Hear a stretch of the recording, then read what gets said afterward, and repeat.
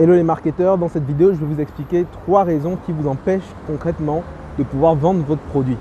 Et réellement, j'ai trouvé que c'était une vidéo qui était vraiment très importante parce qu'aujourd'hui encore, je trouve énormément d'entrepreneurs qui sont passionnés par leurs produits plutôt que par leurs clients. Et c'est un vrai problème parce qu'aujourd'hui, le produit n'est pas le vrai problème. Aujourd'hui, le vrai problème, c'est de comprendre quel est le problème du client. Ça fait beaucoup de problèmes, je sais, mais en réalité, c'est vraiment ça sur quoi vous devez vous concentrer. Si vous êtes un entrepreneur aujourd'hui, si vous avez des produits ou des services à revendre, peu importe le domaine d'activité dans lequel vous êtes, si vous êtes dans le coaching, si vous êtes e-commerçant, peu importe d'ailleurs, mais vous devez absolument comprendre cette base et cette notion et ces 3 problèmes qui vous empêchent de vendre parce que si vous n'arrivez pas à sortir de ce goulot d'étranglement, vous n'allez jamais pouvoir vendre et déclencher donc un acte d'achat auprès de vos clients pour pouvoir avoir un chiffre d'affaires qui puisse vous permettre de vivre de votre activité.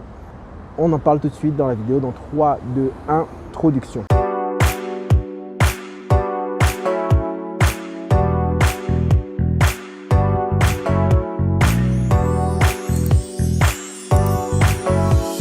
Alors concrètement, il n'y a pas 36 000 solutions. Dans cette vidéo, je vais vous expliquer, je vais aller droit au but.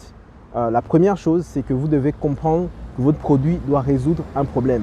Il y a beaucoup de gens qui sont passionnés, comme je vous disais, par leur produit et non pas par leur client. Quelle est la différence entre le fait d'être passionné par le problème de son client et non pas par les caractéristiques de son produit? Eh bien, en général, si vous fabriquez un produit, je ne sais pas moi, si vous êtes dans la cosmétique par exemple et que vous fabriquez un produit qui permet de combattre les problèmes contre la peau, vous êtes d'accord avec moi que dans cette situation, vous devez comprendre déjà quels sont les problèmes que vos clients rencontrent, quels sont les problèmes de peau que vos clients rencontrent pour comprendre quel est le produit qui va le mieux leur parler. Dans ce cadre de figure-là, justement, vous devez vraiment faire en sorte de trouver le meilleur produit qui réponde au mieux aux problèmes du client.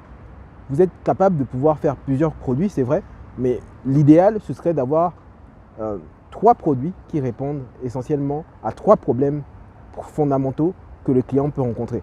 Vraiment 3 produits, c'est vraiment idéal pour pouvoir créer justement cette connexion émotionnelle avec le futur client ou le prospect qui rencontre votre marque. Et en fait, beaucoup de gens se rendent compte que la plupart du temps, lorsqu'ils créent des produits, ils ne répondent pas aux problèmes des clients lorsque le moment d'acheter le produit arrive.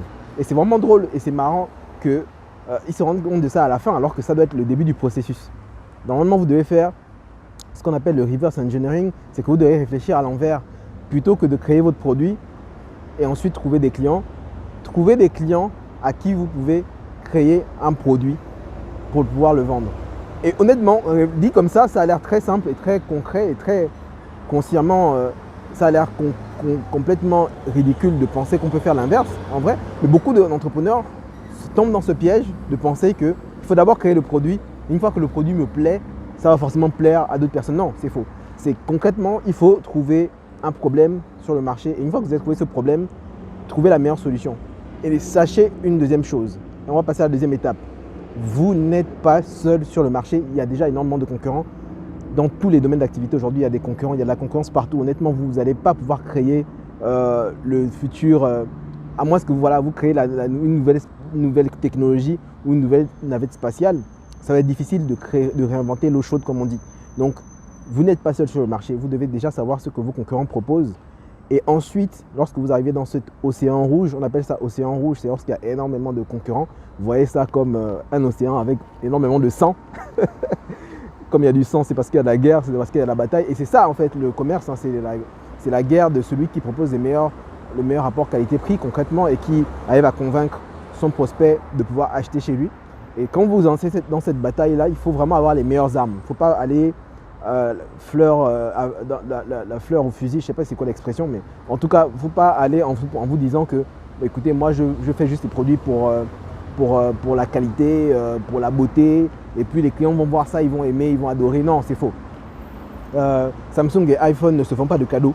Ça fait des années qu'ils sont dans le combat pour créer le meilleur smartphone, et pourtant, voilà, chacun a sa part de marché et chacun essaie de grappiller celle de l'autre.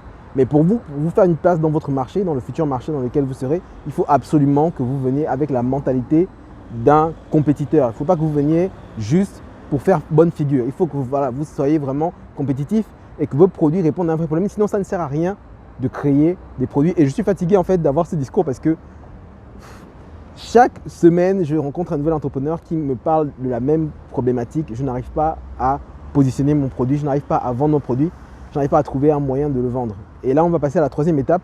C'est l'étape de la vente concrètement. Comment est-ce que vous arrivez à vendre? C'est l'étape qui va prendre un peu plus de temps dans la vidéo. Je ne voulais pas faire une trop longue vidéo, mais pour cette étape-là, je vais essayer d'aller un peu plus loin parce que concrètement, les gens ont besoin de comprendre. Aujourd'hui, lorsque vous voulez vendre votre produit, vous n'allez pas présenter votre produit comme si c'était un énième produit sur le marché et vous allez juste vouloir jouer sur la tendance du prix. Beaucoup d'entrepreneurs font cette erreur. Ils pensent que le nouveau produit qu'ils ont créé, c'est le meilleur rapport qualité-prix. Le prochain entrepreneur qui va venir demain, il va faire la même chose. Il va se dire que je vais faire le meilleur produit au meilleur prix et voilà, je vais devenir compétitif. Non. Cette solution, moi je ne l'applique jamais et je déconseille les gens de l'appliquer parce qu'en réalité, ça nécessite énormément de coûts. Si vous prenez le cas des Chinois, les Chinois, pendant longtemps, dans les années 2000 à 2010, ils ont fait ce qu'on appelle le protectionnisme. Ils ont fait en sorte de fermer leurs frontières et d'encourager la consommation interne de tous leurs produits en fait, sur leur territoire pour pouvoir augmenter en fait, la consommation localement. On ne va pas faire un cours d'histoire, mais en gros, concrètement, ce que je veux vous expliquer, c'est que les Chinois, en ayant justement cette politique de protectionnisme, ils ont développé un talent en termes de commerçants pour devenir leader dans le monde par la suite. Je vais vous faire la long story short. Par la suite, ce que les Chinois ont appris, c'est qu'il fallait devenir concurrent sur le marché international sur les prix. Mais la bataille des prix des Chinois, pourquoi elle est puissante? C'est parce que d'abord, les Chinois ont les moyens de leur politique. Vous n'êtes pas des Chinois, vous n'avez pas les moyens de faire ce qu'ils font. Donc quand vous venez sur un marché, vous voulez faire ce qu'on appelle la domination par les coûts, il faut avoir les moyens de la domination par les coûts. Parce que la plupart du temps, ce que vous faites, c'est de la vente à perte. Donc quand vous voulez vraiment faire du meilleur rapport qualité-prix, en réalité, vous ne pouvez pas avoir la meilleure qualité au meilleur prix.